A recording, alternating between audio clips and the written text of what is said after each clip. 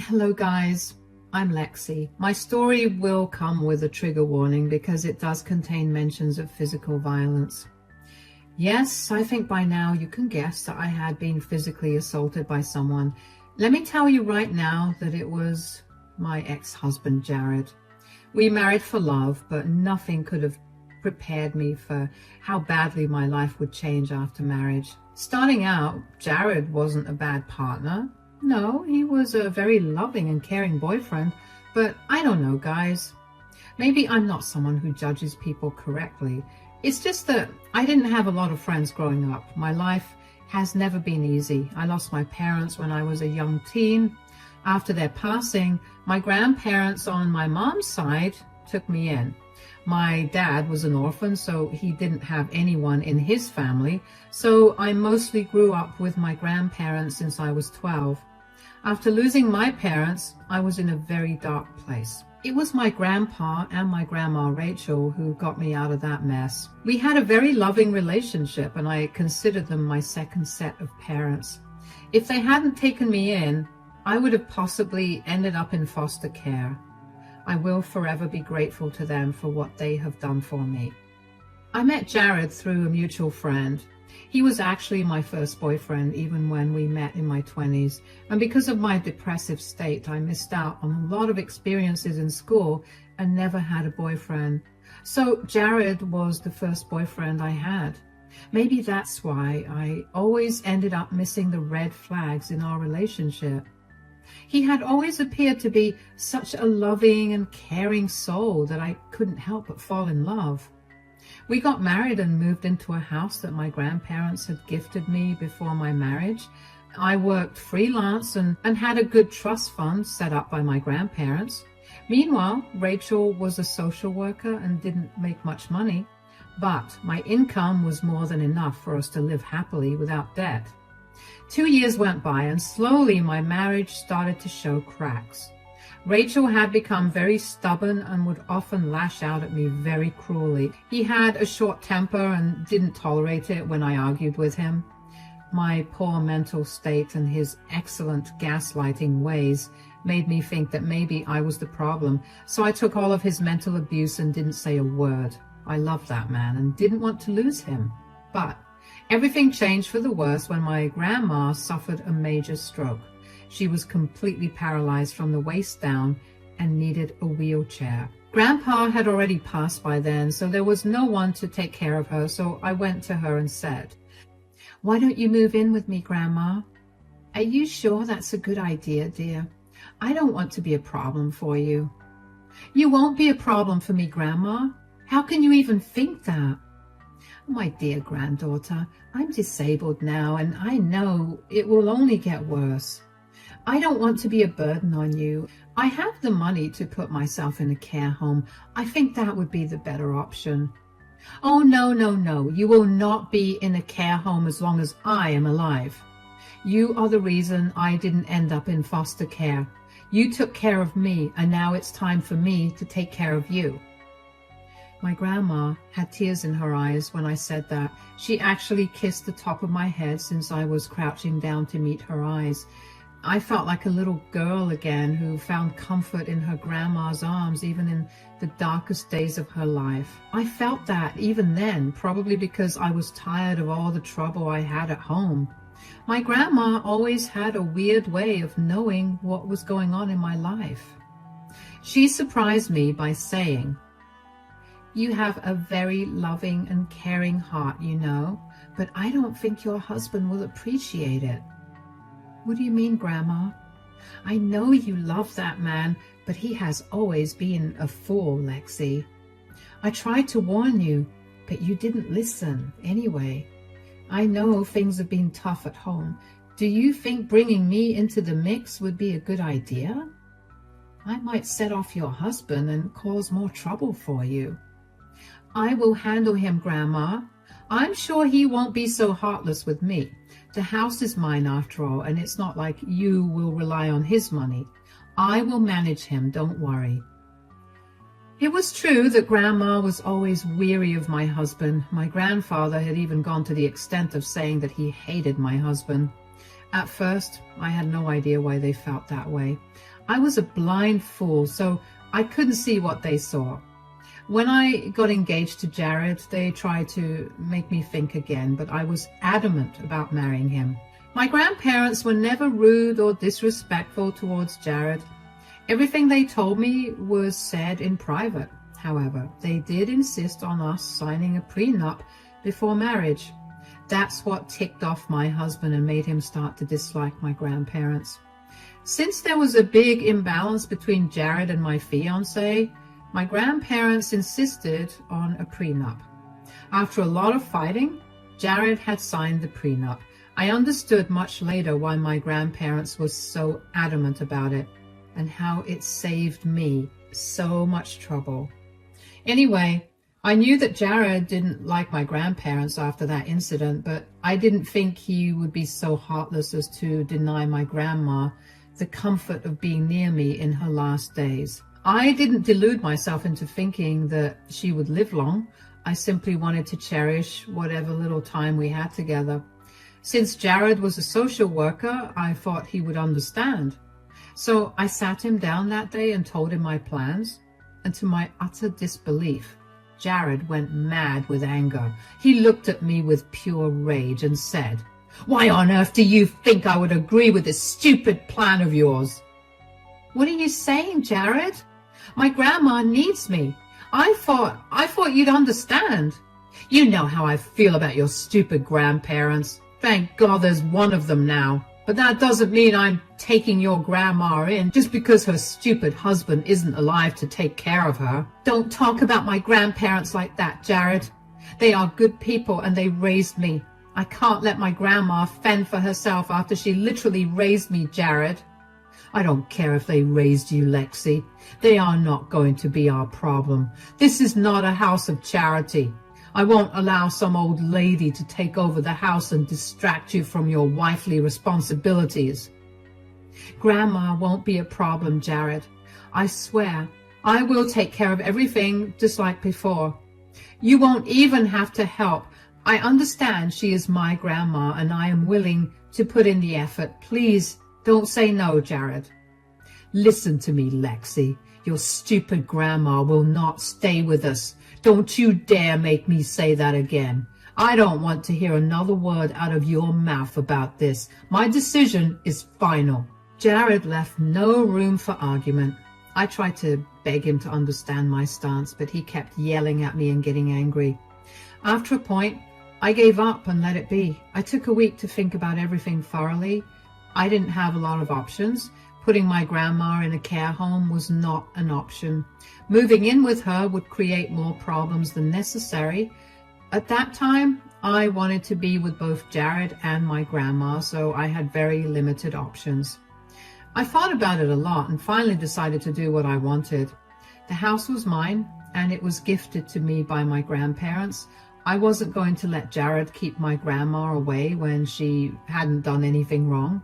So I made the decision to bring Grandma home anyway. It wasn't even supposed to be permanent. I was just going to keep her for a while to see if we could get along fine. It would also help Jared to see that nothing would change, even if Grandma stayed with us. But I was not prepared for his extreme reaction to what I did. That day, when Jared came home from work and saw Grandma at our place, he yelled at me and said, "What on earth is she doing here?" "Let's have this conversation privately, Jared." "No, I don't care if your stupid grandma is listening. I want to know why she is here." "Fine. I brought Grandma home, Jared. She will stay with us for a while. You can see for yourself that we will get along just fine." "What did you say? Did you really ignore my wishes and bring your grandma home?" "You were being unreasonable, Jared. Grandma needs to stay with us. She needs help." "Then put her in a stupid care home, Lexi. She will not be here." But it's only for a while. Let's at least try to stay together for a month and see how it goes. After that, we can come to a decision. "No, Lexi, your grandma will not stay in this house. She needs to leave. She needs to be out by tomorrow or else there will be consequences, Lexi. Jared was being so vicious and aggressive at this point that I started to get tears in my eyes. My grandma just sat in her wheelchair silently and didn't say a word. I felt embarrassed and humiliated in my own house. It was a horrible situation. My grandma then meekly said, "It's okay, Lexi. You can take me home tomorrow. I will manage." "No, you will not go home. We will give this a try. Jared, you can't just say no without even giving this a fair shot. Do my feelings mean so little to you?" "I don't care about your feelings, Lexi. I will not have some old lady in my house who will end up being nothing but a burden. Either you will take her home tomorrow or I will throw her out myself." "No, you don't get to dictate everything I do, Jared. I have had enough of your controlling behavior. My grandma will stay, and you are no one to kick her out because this house belongs to me." I was mad with rage when Jared told me that he would throw my ailing grandma out on the streets. You can only imagine how angry and hurt I was. In my anger, I ended up talking back to Jared instead of being apologetic. This just made Jared snap bad. I had never expected him to do what he did next. It happened so fast and was so unpredictable that I didn't even have the chance to defend myself. In a second, Jared's palm was on my face and I realized that he had slapped me. He had actually slapped me so hard that I fell on the sofa, barely missing my grandma who was beside me in her wheelchair. At that moment, Grandma shrieked and I cried out in pain. I looked at Jared in disbelief and saw that he was stunned by his own actions. I guess at that moment he realized that he had messed up. I said in a shaking voice, "Did you just hit me, Jared? Did you lay your hands on me?" I wasn't thinking." "Shut up, Jared. How dare you put your hands on my granddaughter?" "I'm sorry, Lexi. You made me do this." "Leave, Jared. Just leave my house right now." "What? You can't kick me out, Lexi." "I will call the cops on you, Jared. Leave before I do that and get you arrested." Jared panicked and left as soon as he could. When he was gone, I broke down in tears. I was sobbing and wailing my heart out because I hadn't expected the love of my life to lay his hands on me. Like always, my grandma was my rock and comforted me to the best of her abilities while I poured my heart out through my tears. After hours of crying over that cruel man, my grandma said, "I always had a bad feeling about Jared, but even I am surprised at what he did, Lexi." "How could he do this to me, Grandma? I thought he loved me." "Listen to me, Lexi. That man is a monster and you don't deserve this.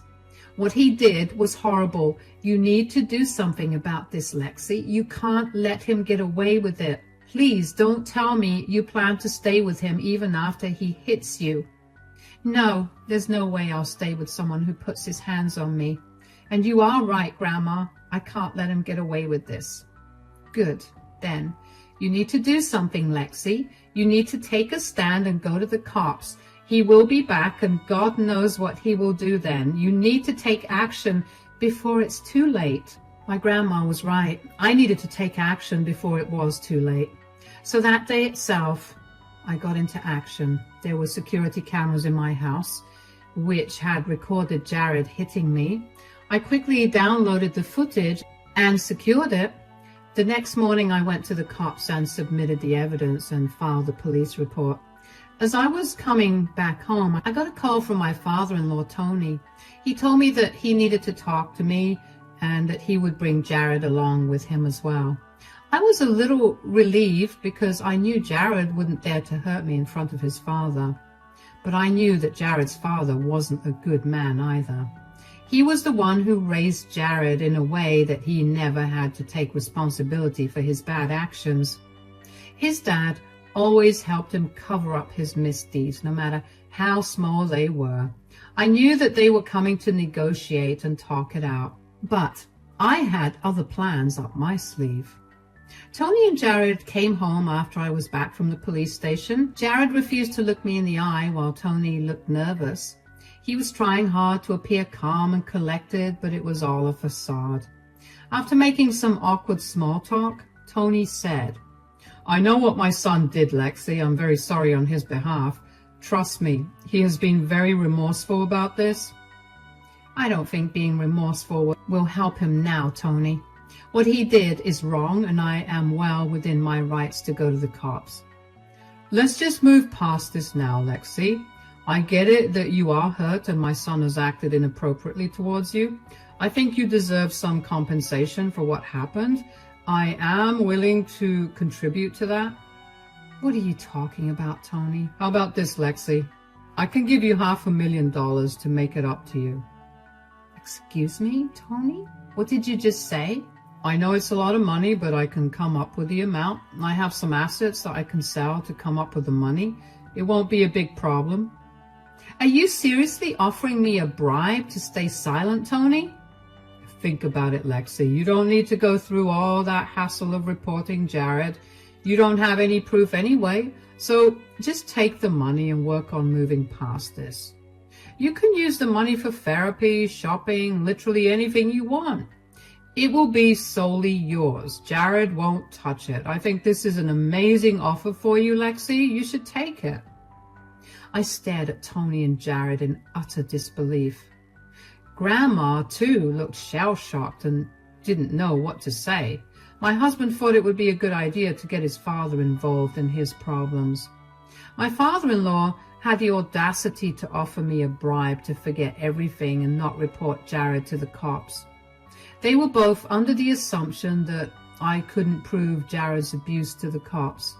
Let's not forget that I still had a very red and angry-looking mark on my face that was basically Jared's handprint. And they forgot that I had security cameras in my house. Tony and Jared thought that they could outsmart me and try to sweep everything under the rug, but they had no idea how useless their plan was. I was about to show them the reality of their situation. I smirked at them and said, "Well done, Tony. Now, I can see how Jared turned out to be such a horrible man. I wish I had understood this sooner.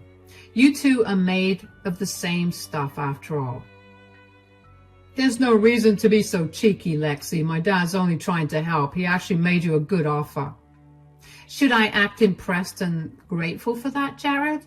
I'm not a gold digger who is after your money.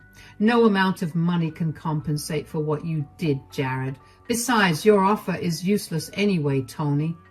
"What do you mean my offer's useless?" "I guess none of you remember that I have security cameras in the house. You know that they record everything, right?" You have a video recording of what happened?" "Yes, Jared. And guess what? I have already sent the recording to the cops.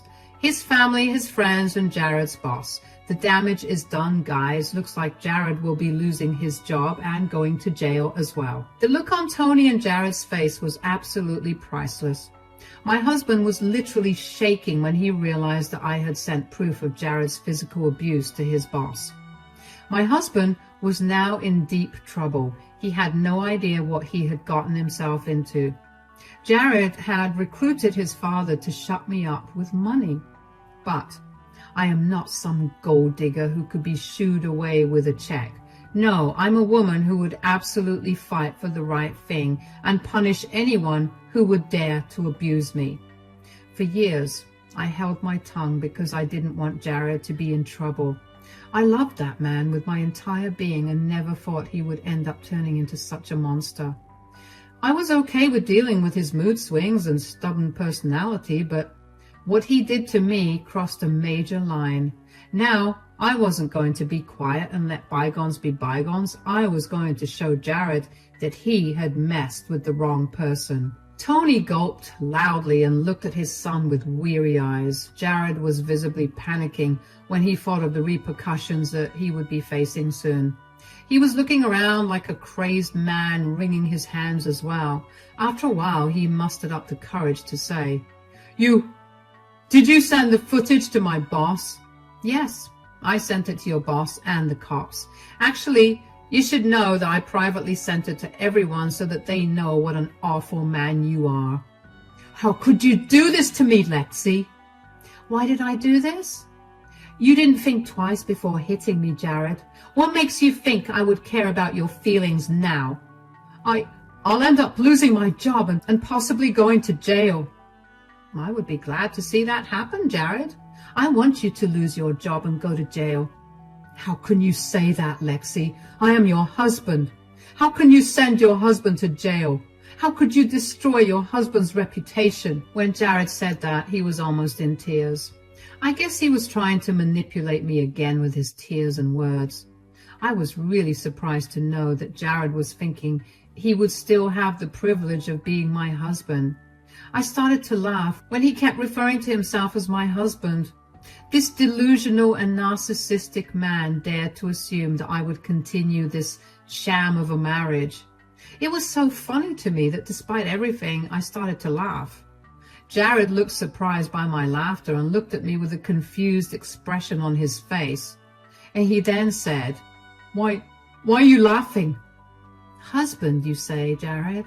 Well, here is some news for you, my dear husband. You won't be married to me for long. What do you mean, Lexi? I will be filing for divorce, Jared, and I will make sure the judge knows what an abusive man you are. You will pay for what you did to me. Jared was now even more surprised than before. He knew that there was no way for him to get out of this mess. Perhaps he had thought that I would withdraw my case if he was able to manipulate me into feeling guilty. He had expected me to continue being a doormat and forget his abuse out of love, but I was telling him that I would leave him for good. When I mentioned divorce, Tony also panicked and the duo started to change their stance once again.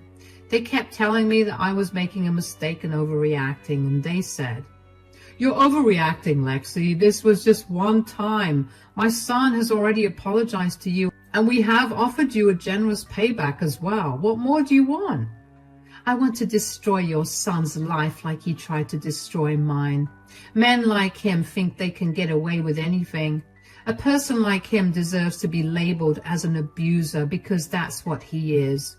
But what will I do now, Lexi? I'll lose my job and have no income to support myself. You don't get to work in social services after being an abuser yourself. I will never forgive myself if I let you go and end up taking advantage of who knows how many women. You don't deserve to work with vulnerable people when you tried to throw my grandparents out and hit me when I argued about it. I already said that I'm sorry, Lexi. Please think of us and our marriage. We were so happy together. Stop right there, Jared. You were happy in this marriage because I chose to ignore all your red flags and stay with you regardless of your horrible behavior towards me. You took advantage of me and my grandparents' generosity and still wanted more. You are nothing but a greedy, abusive man. Jared kept saying sorry and pleading with me to withdraw my case. He also wanted me to forego the thought of divorce and give him another chance. I really couldn't believe the audacity of the man. He actually didn't care if he lost his job. He was only worried about going to jail and having me leave him as well. He knew that even if he ended up losing his job because of the video, I would have supported him and taken his responsibility. That would happen only if I agreed to stay married to him and give him a chance. So, Jared desperately tried to convince me that his physical abuse was a one-time thing and wouldn't happen again. What shocked me even more was that even Tony was begging me to forgive Jared. When they saw that I was turning cold, they started to ask my grandma to convince me. They said to her, Please talk to your granddaughter, Rachel. She's making some really rash decisions. People shouldn't end their marriage over one small mistake. Yes, it was really a one-time mistake, Rachel. Lexi's throwing away years of our love for a small mistake. You two are calling this one small mistake? How dare you minimize what you did after hitting my granddaughter in front of me? Have you two no shame at all? I'm sorry, Rachel. I'm really sorry, I swear. It will never happen again. I just lost myself in anger. Yes, you lost yourself in anger because Lexi wanted to take care of me her sick grandma in a house that she owns. She didn't even ask you for money, Jared. You had no right to do what you did. I know. I really overreacted. You are absolutely welcome to stay here, Rachel. I will never say anything about this again. In fact, I will take care of the two of you myself. Now, it was my grandma's turn to laugh at Jared. My stupid husband thought that we could all go back to normal just because he said sorry, and is finally allowing my grandma to stay in my house. Yes, you see the hypocrisy there, guys? He was acting as if he had the right to give my grandma permission to stay in a house that I own. Mind you, this house was gifted to me by them in the first place. Jared had apparently forgotten that, so my grandma stopped laughing at him and gently reminded him, "What makes you think that I need your permission to stay in my granddaughter's house? Who died and left you in charge?" Well, I was just saying. Do I have to remind you again that this house belongs to me? Or is that going to make you slap me again? No, I will never do that again. I swear, Lexi, I won't. You're being very hurtful and unreasonable, Lexi. Come on, Rachel. Will you really encourage your granddaughter to end her perfectly good marriage? That's enough, Tony. I sat here and let you and your son go on with your nonsense. But now it's time for your son to face the consequences of his actions. My granddaughter is doing the right thing by leaving Jared and reporting him. So you two are taking Lexi's side? I will 100% encourage and support Lexi because her marriage is nowhere near perfect. She is removing herself from your evil son's clutches, and I couldn't be more proud of her. In fact, I actually talked to some of my husband's old cop buddies and made sure your son doesn't escape justice. Speaking of which, do you hear the sirens, guys? Yeah, that's the cops coming to arrest my dear husband, who will soon be an ex. Looks like this will be the last meeting we have in a neutral setting. See you in court, guys. The look on Tony and Jared's faces as they heard the sirens was absolutely priceless. When they were at our home negotiating with me, my grandma was on her phone calling the cops. She wheeled herself in to join us a little later after she made sure the cops knew where to find their prime accused. We didn't want to give Jared the chance to flee the state, so we called the cops as soon as we could. Jared wasn't going to get away so easily. We were going to make sure of it. The sound of the sirens made my husband start to shake again. He looked at his dad for help just like he always did. Jared truly was a spoiled little man-child and thought his father would be able to help him. Tony knew that his hands were tied, so he actually looked down at the floor and didn't say anything. Jared then started to beg me and Grandma for forgiveness. He tried to remind me of all the good times and tell me that he loved me. Yeah, I wasn't going to fall for those lies again. I told him exactly what I thought of him and let him suffer the consequences of his actions. Jared was still begging and pleading for mercy when I let the cops inside my house.